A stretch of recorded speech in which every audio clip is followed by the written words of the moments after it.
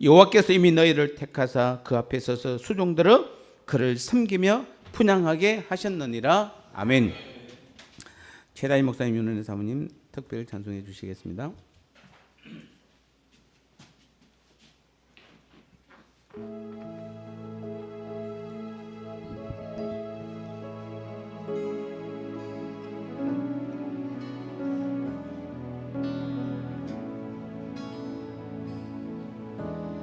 험한 세상 길에서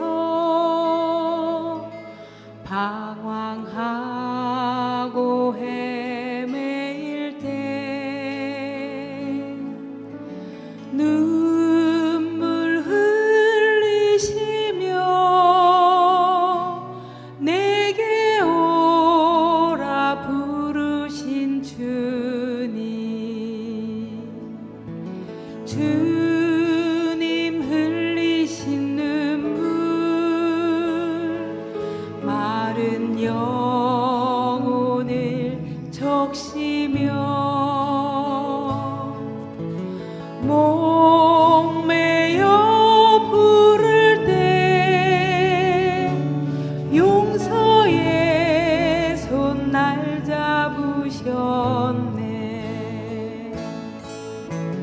놀라운 사랑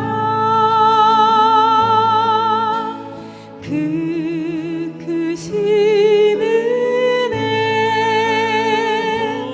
주의 보호하심이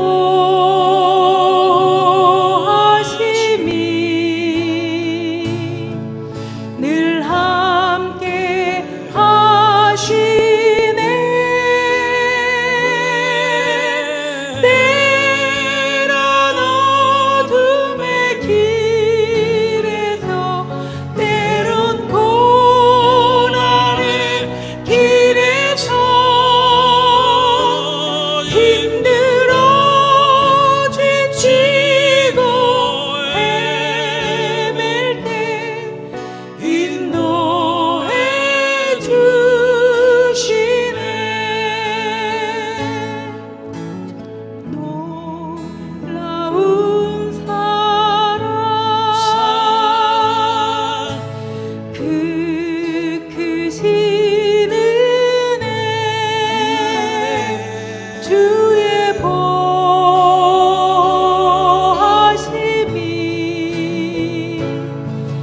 늘 함께 하시네.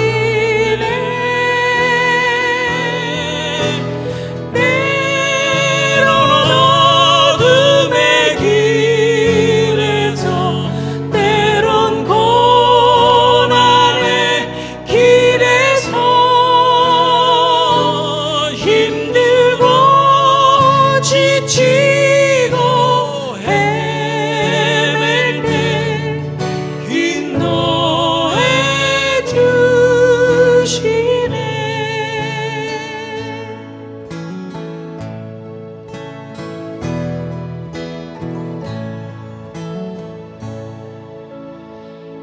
이젠 어딜 가든지 두려움 전혀 없네.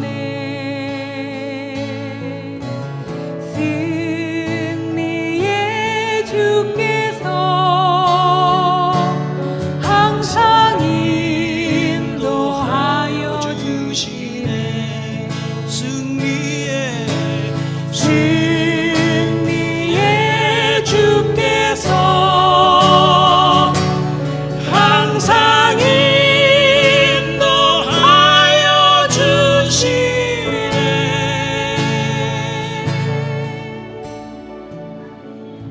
아멘. 기도하겠습니다. 하나님 감사합니다. 우리에게 좋은 목소리를 주셔서 하나님을 찬양할 수 있도록 도와주시니 감사합니다. 우리에게 하나님의 마음을 주셔서 오늘도 하나님의 말씀을 우리의 마음으로 아버지 하나님 우리가 느끼고 경험하며 체험할 수 있도록 도와주시니 감사합니다. 우리의 예배를 기뻐 주시는 우리 하나님, 이 시간도 이 예배를 통하여 이제 종의 입술을 통하여 우리 하나님 친히 말씀하여 주셔서 하나님의 마음, 하나님의 뜻을 깨닫는 귀하고 복된 시간 되게 성령이여 이끌어 인도하여 주옵소서. 예수님 거룩하신 이름으로 간절히 기도드리옵나이다. 아멘. 오늘 제목은 지금 가장 시급한 것입니다. 여러분, 지금 가장 시급한 게 뭡니까? 여러분에서 지금 가장 급한 게 뭡니까? 건강입니까? 돈입니까? 아니면은 뭡니까? 뭐가 회복돼야 됩니까? 가장 시급한 것이 무엇일까요?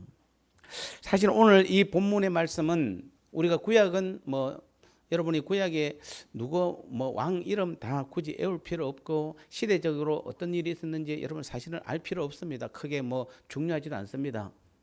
믿음 생활하는데 크게 그게 없다고 문제되지도 않습니다. 그런데 우리가 다만 알 것은 특히 구약 같은 경우에는 똑같은 이스라엘 백성들이 어떤 상황에 처했을 때 하나님과의 어떤 관계가 있을 때 그때 하나님께서 그들을 어떻게 인도했는지를 어떻게 요구했는지를 통해서 지금 우리가 똑같은 상황에 처했을 때 우리가 거기에서 하나님의 뜻이 지금 무엇이고 우리를 어떻게 하나님께서 우리에게 말씀하는지를 구약을 통해서 우리는 알 수 있는 것입니다. 그게 구약의 가장 큰 우리에게 주시는 어떤 의미죠. 그래서 오늘 이 본문은 우리가 역대하 29장은 히스기야 왕에 대해서 지금 나오고 있잖아요. 근데 사실은 오늘 다루고자 하는 것은 히스기야 왕보다는 그 28장에 보면은 히스기야 왕의 아버지 아하스 왕이 나옵니다. 이 아하스 왕은 얼마나 나쁜 왕인지, 심지어는 성전의 기구들을 다 부숴버리고 성전문을 닫아버려요. 그래서 제사장과 레위인들로 하여금 아예 예배를 못 드리게 하는 겁니다. 다는 아니지만 요즘 우리 한국 교회하고 조금은 비슷할 수가 있죠. 자, 그럴 때에 그들이 가만히 있는 게 옳은 것인가? 아니면은 하나님께서 맡기신 그 직무를 최선을 다하는 것이 옳은 것인가? 그래서 오히려 하나님께서는 히스기야를 통하여서 오늘 그것을 우리에게 말씀해 주고 있는 것입니다. 그래서 오늘 본문은, 여러분 본문은 다 이해가 안 되시죠? 금방 읽었으니까 다 무슨 말인지 잘 모를 겁니다만은 어쨌든 본문 28장과 29장에서는 아하스가 잘못한 부분을 하나님께서는 히스기야를 통해서 오늘 정확하게 하나님의 음성으로 우리에게 말씀해 주고 있는 것입니다. 사실은 그래서 오늘 설교가 조금 여러분에게는 부담이 될 수도 있습니다. 그렇지만은 오늘 말씀을 여러분이 깨닫기만 한다면은 저는 감히 하나님 앞에 제가 예배 시간에 그런 말씀 드려서 좀 죄송합니다만은 여러분은 완전히 변할 줄 믿습니다. 아니, 여러분의 삶이 변할 줄 믿습니다. 반드시 하나님의 역사가 여러분 삶 가운데 나타날 것입니다. 왜냐하면은 하나님께서 지금 이 코로나와 이 우리 정부의 이런 정책들을 통해서 우리에게 요구하는 게 있거든요. 요구하는 게 있습니다. 그것을 깨닫기만 하면 돼요. 우리는 그 다음에 하는 일을 하나님께서 하세요. 우리는 해야 될 게 깨닫는 거예요. 우리를 돌아보고 우리 자신을 회개하는 것밖에 없어요. 그 다음에 그렇게 하기만 하면은 이스라엘의 역사는 그 다음에 하나님이 다 하세요. 믿습니까? 오늘 우리는 깨닫기만 하면은 우리를 통하여 하나님께서 반드시 하나님께서 하시고 있는 그 뜻을 이 땅에 우리 교회 안에 여러분의 삶 가운데 충만하게 은혜롭게 드러낼 줄 믿습니다. 그래서 오늘 우리는 첫 번째는 먼저 우리 성도와 교회가 본분을 망각하면은 세상의 조롱거리가 됩니다. 참 정확한 말입니다. 우리가 본분을 망각하면은 우리 교회나 우리가 세상의 조롱거리가 돼요. 오늘 8절을 보면은 히스기야는 제사장과 레위인들을 향하여 남유다 같이 한 상황에 대하여 말하기를 여호와께서 유다와 예루살렘에 진노하시고 내버리사 두려움과 놀람과 비웃음거리가 되게 하신 것을 너희가 똑똑히 보는 바라. 유다와 예루살렘에 진노하신 하나님께서 진노하시니까 하나님께서 버려두시니까 우리가 어떻게 되는 겁니까? 하나님의 자녀들이 두려움과 놀람과 비웃음거리가 되는 것입니다. 그 당시 남유다는 하나님의 선민이었음에도 불구하고 에돔과 블레셋의 침략 앞에서 속수무책으로 당할 수밖에 없었고 그로 인하여 세상의 조롱거리가 되고 말았습니다. 그 원인이 어디에 있습니까? 그 이에 대하여 6절 7절에서 히스기야가 말한 그대로입니다. 즉 그들이 조롱거리가 된 이유가 뭐냐면은 남유다가 하나님과 하나님의 성전을 버린 까닭입니다. 이 두 가지입니다. 다시 한번 말씀드립니다. 여러분이 구약의 많은 역사 중에서 여러 가지를 다 취합해 보면은 결국에 뭡니까? 첫 번째는 하나님을 섬기는 것입니다. 하나님을 섬기면 되는 것이에요. 하나님을 잘 섬기면 되는 것이에요. 두 번째는 하나님의 성전을 버리면 안 돼요. 즉 그 말은 예배를 버리면 안 된다는 것입니다. 이 두 가지만 잘하시면 돼요, 여러분. 두 가지만 잘하면 최소한 80점은 돼요. 우리가 100점을 향해 나아가지만 100점은 쉽지 않잖아요. 그러나 우리가 하나님을 잘 섬기고 예배만 잘 드려도, 예배만 살아있어도 우리는 80점의 신앙생활을 할 수 있는 것이에요. 하나님 앞에. 하나님이 이스라엘을 선민으로 삼은 이유가 무엇입니까? 왜 많은 백성들 중에서 하필 이스라엘 그 조그만 나라를 선민으로 삼았습니까? 그것은 무엇보다도 하나님을 섬기며 예배하도록 하기 위한 것이었습니다. 이 두 가지예요. 그리고 하나님께서 열방 가운데서 그들을 지켜주신 것은 그들로 그런 예배의 본분을 다하도록 하기 위해서 그랬어요. 오늘 하나님께서 지난 한 주간 여러분 지켜주신 이유가 뭡니까? 오늘 예배 나왔어요. 예배드리라고. 믿습니까? 예배드리라고 그래요. 그러므로 이스라엘은 자기들의 본분인 온전한 예배를 드림으로써만 자신의 존재 목적을 찾을 수 있고 하나님의 보호 속에 번영할 수 있는 것이에요. 이게 구약의 약속이에요. 여러분 잘 되기를 원하세요? 아멘 안 하면 안 돼요. 잘 돼야죠. 우리는 다 잘 돼야 됩니다. 그런데 여러분 잘 되려고 그러면 뭐죠? 여러분의 존재 목적을 분명히 알아야 돼요. 하나님께서 왜 여러분의 힘으로 잘 되기를 원치 않잖아요. 우리 모두가 다 무슨 마음이죠? 하나님께서 도와주셔서 내가 잘 되기를 원하시죠. 그거는 분명합니다. 그렇다면 우리는 두 가지 분명합니다. 하나님께서 우리를 왜 하나님께서 불렀는지에 대한 분명한 본분을 찾는 것입니다. 그것은 무엇입니까? 하나님을 잘 섬기고 우리를 통해서 예배를 드리기를 원하세요. 그래서 그 두 가지예요. 두 가지만 잘 드리면은 우리는 하나님의 보호 속에 우리는 잘 될 수 있어요. 뭐 여러분 신앙이 복잡합니까? 어려워서 신앙생활을 못합니까? 성경이 너무 두꺼우니까 그렇죠. 어려워서 성경은 안 보셔도 돼요. 그러면요. 여러분 정말 중요한 것은 하나님을 잘 섬기면 되는 것이에요. 예배만 잘 드리면 되는 것이에요. 뭐가 어렵습니까? 여러분요. 잘 드리면 되지. 그런데 선면의 자손 남유다는 아하스 왕 때에 그들의 이러한 본분을 망각하고 하나님을 버리고 우상을 숭배하는 폐역한 모습을 보이고 말았습니다. 그래 하나님도 그들을 버려 그들로 열방의 침입을 당하여 고통을 받으며 조롱거리가 되게 하신 것입니다. 하나님을 위하여 세움받은 하나님의 백성이 그 본분을 망각하면은 세상에서 조롱거리로 전락할 수밖에 없는 것입니다. 처음부터 우상 숭배로 일가는 그 북이스라엘을 보십시오. 그들은 아수르의 722년에 멸망해서 흔적도 없이 사라졌습니다. 남유다도 결국에는 우상을 섬겼을 때, 하나님을 섬기지 않고 우상을 섬겼을 때 바벨론에 의하여 멸망하고 그들이 그 백성들이 70년간이나 고국을 떠나 이방 땅에서 포로 생활을 한 모든 것들은 그들이 하나님의 선민으로서의 본분을 망각한 결과였습니다. 이것은 오늘 우리하고 연관되는 것이에요. 맞잖아요. 하나님이 택한 우리 자녀들이 우리를 불러주신 그 본분을 망각하면은 북이스라엘이 완전히 멸망해서 사라진 것처럼 어떤 사람은 사라질 수도 있을 것이고 남유다처럼 그래도 하나님께 사랑하셔서 70년 동안 뭡니까? 포로 생활을 했을지라도 다시 돌아오기는 할 것입니다. 다 이게 지금 믿는 우리에게 주시는 하나님의 지금까지 경고의 말씀인 것입니다. 그래서 그들은 자신들은 하나님의 선민으로 자처했지만은 그들에게 돌아간 것은 오직 멸망과 수치와 조롱뿐이었습니다. 우리는 이 사실을 통하여 교훈을 반드시 오늘 얻어야 됩니다. 오늘 우리들과 우리 교회도 그 본분을 망각하면 세상의 조롱거리가 되고 맙니다. 그러한 사실을 그리고 그러한 우려는 이미 현실화되어 버렸습니다. 지금 여러분이 세상에 나가면 어떻습니까? 교회 다닙니다 이러면은 아이고 거룩한 사람이라고 우리를 구분해 줍니까? 아닙니다. 여러분이 과거 30년, 40년 전 제가 고등학교, 대학 다닐 때만 해도 얼마나 교회 다니는 것 그거 한 가지만으로도 얼마나 자랑스러운지 아시잖아요. 그 대표적인 게 뭔가 성경책 끼고 나가는 게 주일날 성경책 끼고 집에 가는 것이 얼마나 자랑스러운지 아시잖아요. 여러분 그런 경험이 있었잖아요. 그리고 실제로 안 믿는 사람들도 정말 우리를 부러워했잖아요.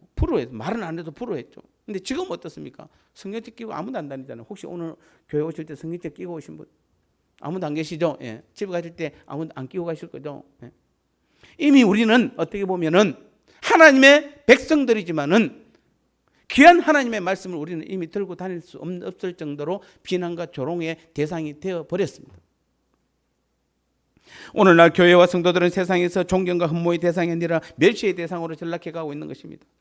여러분, 동일하게 우리 코로나처럼 바이러스가 유행했던 그 초대교회도 유행했습니다. 오히려 세상 사람들에게 칭찬의 대상이 되고 전도의 기회가 되고 하나님의 능력을 행했던, 그래서 지금과는 전혀 완전히 크게 대조되는 모습을 보인 것이 바로 초대교회입니다. 여러분, 코로나 핑계 대시면 안 되는 것이에요. 이 모두가 교회와 우리들이 그 본분을 망각하고 세속을 쫓아 행했기 때문에 그렇습니다. 하나님을 예배하는 거룩한 처소인 이 교회는 하나의 기업처럼 변모해 가고 있고, 성도들 역시 하나님의 영광을 위해 살지 아니하고 자기의 유익을 쫓아 세상 사람들과 동일한 모습을 살아가고 있기에 세상으로부터 멸시를 당하는 것입니다. 여러분, 세상 사람들 볼 때는 같이 놀자, 같이 일하자, 같이 즐기자 그러죠. 그럼 같이 놀고 같이 일하고 같이 즐기면은 사람들이 여러분 존경할 것 같습니까? 아닙니다. 여러분 도로 멸시합니다. 거룩한 물인 줄 알았는데, 하나님의 단일에서 뭔가 다른 줄 알았는데 우리가 똑같네. 왜? 여러분 그 속에 들어가면 똑같잖아요. 뭐 별반 다를 게 뭐 있습니까? 우리는 항상 기억하셔야 됩니다. 우리는 거룩한 것 같죠. 여러분, 그 물에 들어가면 우리는 어느새 1시간만 지나면 이미 표도 안 나요. 그게 우리의 연약한 모습이에요. 여러분, 교회는 교회다워야 합니다. 주님께서 보혜사 성령으로 우리 가운데 오셔서 가장 중요하고 가장 먼저 한 것이 바로 우리를 성전 삼고 이 땅에 하나님의 교회, 주님의 몸된 교회를 세우신 것이에요. 뭐 하려고? 예배하려고. 우리를 성전 삼은 것 자체가 우리를 통해서 뭐 하는 겁니까? 예배를 받으시려고 하는 것이에요. 예배하려고 그러는 것이에요. 그리고 이 땅에 교회를 세운 것도 무엇입니까? 예배를 드리기 위함이에요. 예배를 받기 위함이세요. 그 교회는 구약의 솔로몬 성전처럼 건물이 거룩하여 아무나 들어갈 수 없고 거룩한 의식이 행해지던 그런 성전이 아니라 누구나 성전이 될 수 있고 아무든지 교회에 나올 수 있으며 언제 어디서든 자유롭게 하나님을 예배할 수 있으며 하나님의 영광 가운데 매 순간 살아갈 수 있게 되게 되는 것이에요. 하지만 그동안 우리들은 너무나 형식에 치우쳤고 외식에 바빴으며 하나님보다는 사람을 더 의식한 예배를 드린 것입니다. 모이면 아름다운 교제보다는 시기하고 질투하고 싸우고 서로 뺏고 빼앗기는 이름만 교회이지 세상보다도 더 못한 것이 바로 우리들의 교회였습니다. 실제로 싸우는 거 보면 그렇잖아요. 시기하고 질투하는 거 보면 세상 사람들도 더합니다. 그게 거룩한 시기고 거룩한 질투면 얼마나 좋겠습니까만은 아니잖아요. 많은 성도들과 목회자 그리고 교회들이 지금 정부가 기독교를 탄압하고 있다고 난립니다. 코로나를 빙자해서 교회를 죽이려고 한다고 합니다. 지난 주간도 목사님들하고 모임을 통해서 많은 분들이 그렇게 이야기합니다. 왜 정부가 지금 이럴 때서 우리는 정신 차려야 된다 뭐 그렇게 말하는 분도 계시고 정부가 이 기독교를 죽이려고 한다 뭐 여러 가지 말이 있는데 저는 안 그렇습니다. 제가 볼 때는 그렇지 않습니다. 이게 정말 기독교를 핍박하는 게 맞습니까? 여러분 지금 핍박받고 계세요? 우리 교회는 2월 달부터 딱 한 번 찾아왔잖아요. 딱 한 번 왔어요. 2명. 그것도 몇 마디 듣고 그 다음부터는 아예 오지도 않아요. 저한테 한 소리 들었거든요. 그 애는 오지도 않아요. 뭐 우리가 여러분 무슨 핍박을, 이게 핍박이 맞습니까? 이게 진짜 기독교 여러분 하나님을 믿음으로서 받는 핍박이라고 생각하세요? 지금 교회가 어려운 것은 정부가 아니라 코로나가 아니라 바로 우리 자신들이에요. 우리 기독교인들이 자기 입맛에 맞는 말씀만 먹으려고 하고 목회자들에게 달콤하고 축복된 말씀만 요구하고 먹으니까 약해질 대로 약해졌고 온몸에 각종 질환들로 온몸이 다 병들어서 그런 것이에요. 세상에 달콤한 약은 없습니다, 여러분요. 향약은 고고이나 여병이라 무슨 말입니까? 좋은 약은 입에 쓰다는 것입니다. 지금이 바로 우리가 쓴 약을 먹을 때예요. 우리가 회개해야 되고 가슴을 찢는 그 말씀을 먹어야 우리는 다시 살 수 있는 것이에요. 토요일 날 어제 해외 기사를 보니까 멕시코에서 23주 만에 태어나 바로 죽어버린 아이를 시체실에 보관하다가 장의사에 의해 아이가 살아나는 것을 발견하고 즉시 중환자실로 옮겨 치료 중에 있으나 살아있는 아이를 냉장고에 너무 오래 둬서 살 수 있을지 모른다는 기사가 나왔습니다. 아이의 아버지는 당황하기도 하고 좋기도 하고 그러면서 어떻게 살아있는 아이를 그렇게 방치할 수 있느냐라고 안타까워했습니다. 제가 댓글을 보니까 그 우리나라도 그렇고 다른 네티즌들, 전 세계 네티즌들이 그 기사를 보고 의사에 대해서 얼마나 그 의사를 그냥 둬서는 안 된다라고 말하고 있습니다. 여러분, 한 의사의 잘못된 판단으로 어렵게 이 땅에 온 아이를 다시 죽일 수도 있다는 사실이에요. 한 사람의 잘못된 판단이 많은 사람을 죽일 수 있는 것이에요.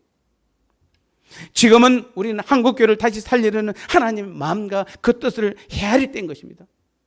저도 늘 말씀드리잖아요. 하나님, 이번 주는 복된 설교. 제가 간구 안 한 줄 아세요. 하나님 얼마나 구하냐면 하나님 이번 주는 좀 평안한 설교.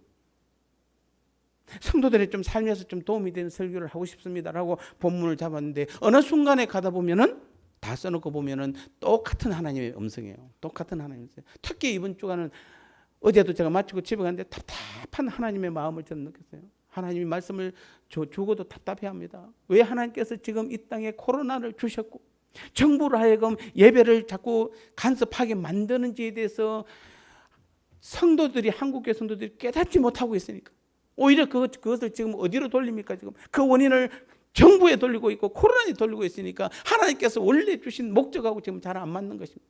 답답한 겁니다. 하나님 마음이 답답하대. 우리 교회라도 그래서 우리는 올바로 하나님의 뜻을 깨달아야 되는 것이에요.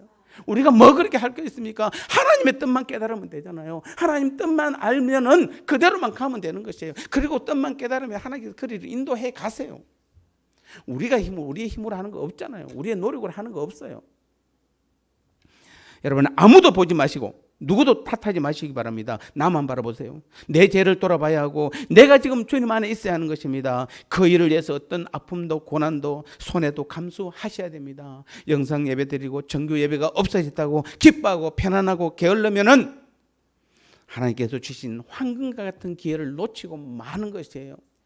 여러분, 얼마나 하나님이 답답했으면 그동안에 얼마나 많은 수차의 말씀을 했는데도 불구하고 한국 교회가 깨닫지 못하니까, 전 세계 교회가 깨닫지 못하니까 코로나라는 것을 주셔서 우리를 하여금 예배를 중지해 가면서까지도 우리를 하여금 깨닫게 해주셨는데 이 기회를 우리가 놓쳐버리면 어떻게 됩니까?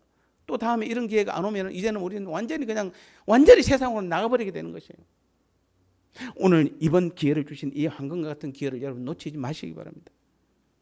모든 신자들이 평안을 추구할 때 우리는 통회하고 마음을 찢고 다시 한번 더 살려달라고 더 간절히 기도해야 하는 것입니다. 내 모든 삶이 이제는 예배의 삶이 되게 해달라고 간구해야 되는 것입니다. 내 직장이, 내 사업터가, 우리의 가정이 하나님의 성전이 되게 해야 하는 것입니다. 그래야만 되는 것이에요. 그래야만 우리가 다시 살아날 수 있는 것이에요. 우리는 오늘 본문 역대하 29장입니다만 역대하 28장에 아까 그 아버지 히스기야 왕 아버지 아하스 왕의 이야기가 나옵니다. 그때 그 28장에서 아하스 왕은 지난 왕들의 행한 것 같은 우상을 숭배하고 이방신들을 위한 의식에 행해졌던 그 흰놈의 골짜기에서 분향하며 이방 사람들의 가증한 것을 본받음으로써 여호와께서 그를 아람 왕의 손에 넘겨 그들이 쳐들어와서 많은 사람들을 잡아 다메섹으로 포로로 끌고 갔고, 심지어는 하나님께서 북이스라엘을 사용하셔서, 북이스라엘이 누굽니까? 원래 솔로몬 때까지만 해도 한 민족이었잖아요. 마치 어느 나라와 같이? 우리 대한민국 같이. 예. 북이스라엘을 사용하셔서 하루에 12만 명의 용사를 죽였어요. 하나님께서. 우리가 너무 그래도 깨닫지 않으면 하나님 북한을 사용해서 하루에 12만 명을 죽일지도 모릅니다. 이것은. 북이스라엘 사용하신 하나님이세요. 그전에는 대부분 누구를 다 사용합니까? 주위의 다른 나라를 사용하잖아요. 그런데 이 아하스 왕 때는 하나님께서 북이스라엘을 사용하셔서 심지어는 성경 여러분 찾아보세요. 12만 명을 하루에 죽였어요.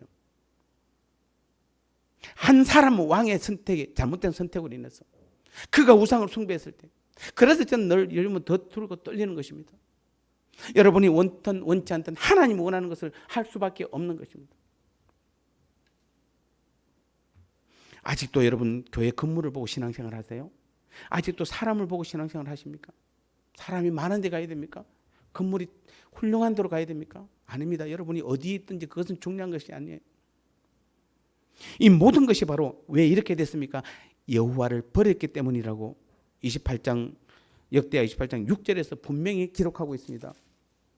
이는 그의 조상들의 하나님 여호와를 버렸음이라. 여호와를 버렸기 때문에 그렇습니다. 특히 역대하 8장 22절 그 이하의 그 뒤로 쭉 보면은 하나님의 성전의 기구들을 모아 부수고 여호와의 성전의 문을 닫아버렸다고 했습니다. 그리고 예루살렘 구석구석에 산당을 세워 다른 신들에게 분향하였다고 그의 죄악을 기록하고 있습니다. 여러분, 지금 한국교회에 일어나고 있는 일들을 우리는 영적인 눈으로 잘 보셔야 되는 것입니다. 성도들의 모임 가운데 무슨 일이 일어나고 있으며 중직회의 때나 당회 때나 목회자들의 모임에서 너무도 쉽게 볼 수 있는 모습들이 도대체 무엇입니까? 과연 하나님 보시기에 가만히 두어도 좋을 정도입니까? 저는 정말 목사로서 한탄할 때가 많습니다. 총회를 보면 총회가 가장 타락했어요. 노예는 그 다음 타락했어요. 그리고 큰 교회일수록 다 타락했고, 어쩌면 오늘 우리 교회도 하나님 앞에 우리는 자신 있게 내놓을 수 없는 것이 오늘 우리의 모습이에요. 우리 성도들 모임도 그래요. 왜 믿지 않는 자들 모임보다도 성도들의 모임이 더 아름다워야 되는데 왜 그 소개가 더 힘들고 어렵고 우리가 보기에도 정말 부끄러운 모습들이 우리가 더 나타나는지 모르겠습니다. 과연 우리가 오늘도 이 아하스 왕의 그 죄악들을 평가하고 지적할 수 있을 만큼 거룩하고 진리 가운데 있는가요? 두려운 마음으로 진실된 믿음으로 우리는 주님을 바라봐야 하고 하나님을 섬겨야 하는 것입니다. 언제까지 우리가 좋은 대로 해서는 안 되는 것입니다. 만일 이러한 일이 지속된다면 하나님은 우리 교회와 우리들을 버려 세상의 조롱거리로 또 만드실 것입니다. 그러므로 우리는 오늘도 우리의 본분, 교회의 본분을 분명하게 기억하고 그 본분에 맞게 사셔야 될 줄 믿습니다. 에베소서 4장 1절을 보면 너희가 부르심을 받은 일에 합당하게 행하라 라고 분명히 말씀하셨고, 빌립보서 1장 27절에도 오직 너희는 그리스도의 복음에 합당하게 생활하라 이렇게 말했습니다. 그렇지 않으면은, 그리 않으냐면은 에스겔서 5장 15절에서는 내 노와 분과 중한 책망으로 내게 벌을 내린 적 너를 둘러싸고 있는 이방인들에게 네가 수치와 조롱거리가 되고 두려움과 경고가 될 것이라고 분명하게 말씀하고 있는 것입니다. 지금 그 일이 지금 이 가운데 일어나고 있어요. 지금 이 일이 우리 한국 교회 가운데 일어나고 있는 것이에요. 예나 지금이나 하나님의 자녀들이 이방신을 섬기고 타락하고 세상을 사랑할 때마다 하나님께서 가장 먼저 해보신 것이 무엇입니까?